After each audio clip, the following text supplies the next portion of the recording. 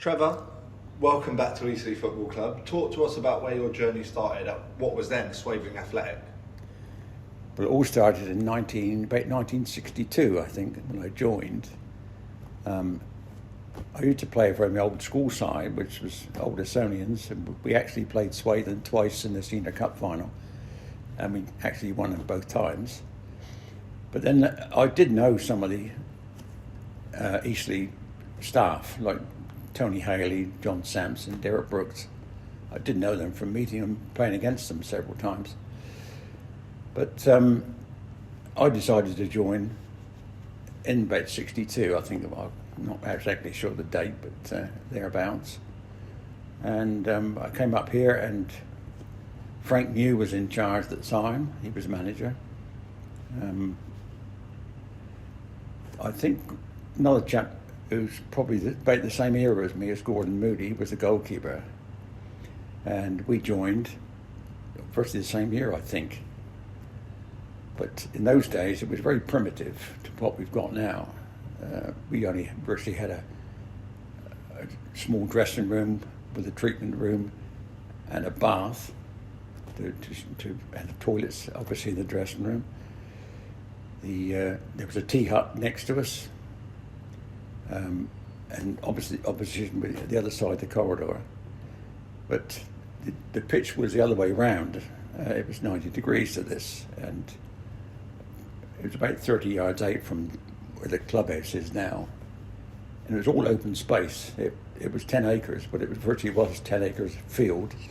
So when you played in the wind, the ball would go out of play, and it would take you a while to run after it and get it back in when it was blowing a bit. But the pitch was superb in those days. It really was.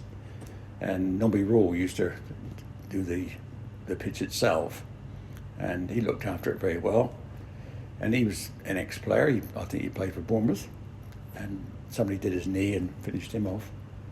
But a lot of camaraderie in those days. When we travelled together, we always went in an old coach, and of course we were always at the back playing cards on a suitcase or something, till we got to the grounds. And the competitive area was very strong, with players in the second team also training with us, at the same time. But it was a happy club in those days. I mean, everybody knew everybody, and there was no hassle, But football went on with such a gentle game in those days. I mean, you got the physical side, but it wasn't the aggro like you get now with the wrestling and that's going on. That wouldn't have been stood for, in those days. Yeah, you made 203 appearances for the club. Did I? Yeah. That's some going, and you scored 80 goals in that time. Yeah. What were some of your favourite memories?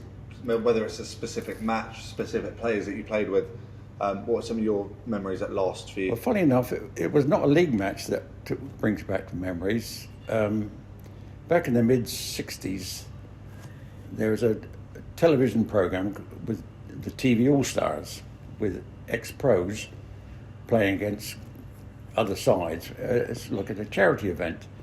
And we had one up here. We played the TV All-Stars. And two of their stars, one was Danny Blanchflower, who was the Irish captain in Spurs, and centre forward, Ronnie Carroll. Even though he was a singer, he was also an Irish under-21 international. But we had to draw with them up there. The score was 8-8 because we weren't allowed to beat them, and they, But that was one of the highlights, funnily enough, because Danny Blanchflower was still superb. His passing, and so elegant a player. It's really impressive. But as regards games,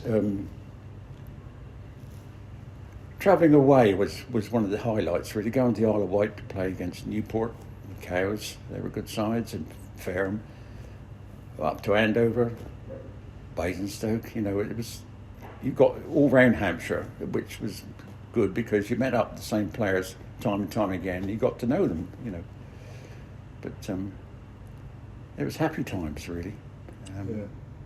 Yeah. You still attend fixtures at the Silverlake Stadium? I do, yes. Now, yeah. It must be quite an interesting watch to see how the club and the facilities here have improved since you played here. Absolutely incredible, yeah, because we only had the hut here, with the dressing rooms and a tea hut. The entrance and that side, there was a concrete road running from the gateway, which was, well, the main gate comes in, and then you had to turn left in the car park, which is all gravel, and there was a gate through there, and then there was a concrete path up to the clubhouse here, and you parked your cars out there, and there used to be a little box just inside the gate where we had a man taking the money to get in and watch the games. And I think the fee to get in was sixpence, which is 2.5p these days. It sounds ridiculous, I know, but the salaries were nothing like they are now. And with the ground being like it was looked after very well. Eventually we got a stand built. When they turned the ground the other way, a stand was built, holding about 140 people, I think, on the right-hand side there. And that's when things started to change. And when it really changed is when Sam Stevens took over. He was an ex-Saints man, and he made it much more professional. And the training was increased. Set pieces were set up. Training sessions involved a lot of physical work.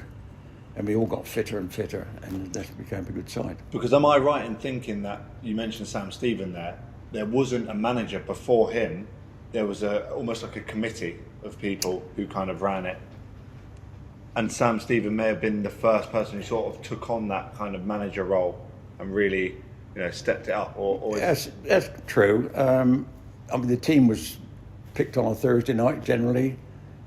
Training was up to yourselves, what you did in the training. We used to have to carry some lights across the far side there and put them on the post and get them to work, and then you train almost in darkness, but that's what we did, Yeah. Speaking of attending games, obviously, you used to attend games with Mel Tavalls up until obviously the sad news of his passing in the recent months. What memories do you have of Mel just as a person? Lovely, friendly chap, always got a smile on his face, always glad to see you. Easy to play with. He used to play inside right when I was an outside right, when he first came here, and he was so easy. Lovely chap. Can't believe what's happened to him. Yeah, you found yourself on the wing during your time at Swaythling Athletic, yes, as you just mentioned there. What would you say has changed, if anything, between when you played and now, in terms of maybe the role of a winger or the role of different positions in football?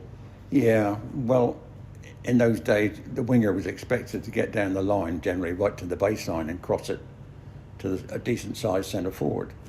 Our centre-forward was Johnny Williams, who was not much more than about 5'9", I don't think, but he was one of those chaps who always scored a goal, wherever he was. But being a winger, it didn't evolve like they do now. They're like wing backs. They are up and down the line. We didn't have to do that, I'm afraid. We had inside forwards who did the intricate stuff, and it would set you up. So they had to be quite good players. But it changed a hell of a lot. Yeah. I was told that the players who played within your cohort, if you like, lived a lot more locally to EC, which makes sense when you think about it, compared to now where we have players who live in London and commute in. What did that affect the camaraderie in a positive way? The fact that everyone was local, it may have, back in those times, been easier to go for a beer after a game, etc. Oh yeah, plus the fact most of us played Sunday football as well, and you'd always meet up with some of your mates playing for the opposition. So it made it even friendlier, It's great for a beer afterwards with them. Everybody got to know each other in the area, and you could always, even though you didn't know them by name, you could know a person's name and you know which club he played for. And that's how much different it is now. Yeah, am I right in thinking there was no subs for a period? No subs. No subs. What was that like? Well, you didn't get injured. Yeah, that was the. Very rarely did anybody get injured, even though some of the tackling is entirely different now. The tackling, to be honest. Yeah. You stand up and made your tackle. Very often they didn't dive in like you do now, go underneath you and take your legs from under you. Yeah. You head on, and if anybody did a bad tackle, then they might not have been blown up for it, but you let them know that next time it's your turn. That's how it was. Yeah. The first team players the current first team players will be returning for pre-season in the next month or so. Was there a pre-season? What did that pre-season look like for you? Yeah, about 6 weeks. 6 weeks Beforehand, we was there a time before the balls were out? Or was it just running to begin with? Running mostly, yeah. We did a bit of cross-country stuff from here. You could run across the road up the university ground. There's 2 big fishing ponds a long way up. You go up around them and back again. They give you a time when you've got to be back home. That was quite physical. Sprint working along here as well, and then physical stuff like PE and that sort of thing. Did you have particular managers or committees, if you like, that provided a notably harder pre-season than other ones, or were they all on par to each other? All on the same.